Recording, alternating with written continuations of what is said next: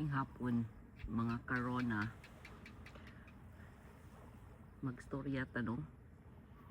It's 5:58, almost 6 o'clock here. Yan na ako sa bye-bye. Pakita na ako ninyo akong view.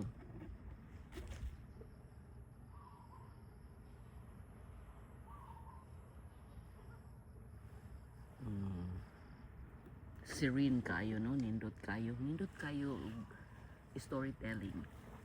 So, sa mga wa pa kailan ako,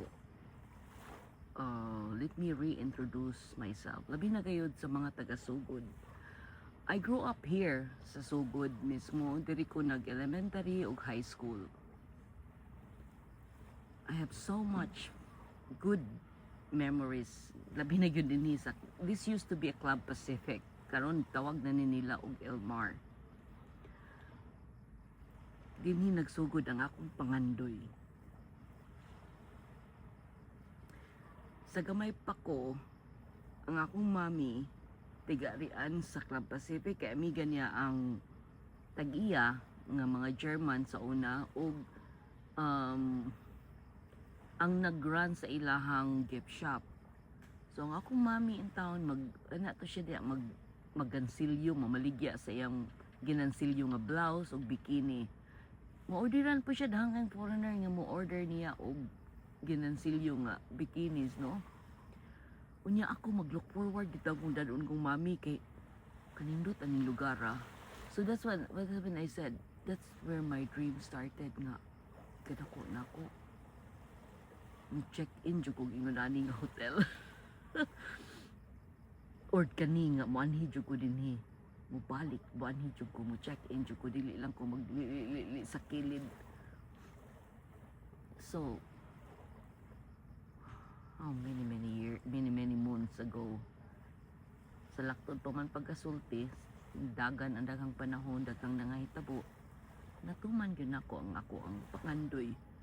So ang lesson ani, no, don't underestimate your dreams. Don't underestimate sa imong pangandoy. Kay God listens. Minaw ra na siya. And when the time is right, ihatag na niya nimo. Hindi ta magdali. Because God always do it in the right time. Karon, I'm so proud nga I brought my mom here. She has her own room. We're staying here for 4 or 5 days. So, bisag ka na lang, gamay nga kalipay nga na-share na ko sa kong mama. Sa una may, hinumdum ka. Arira ta sa gift shop. Maglili lang ko sa dagat eh. Dito pwede maligo. Karon pwede na jud mi.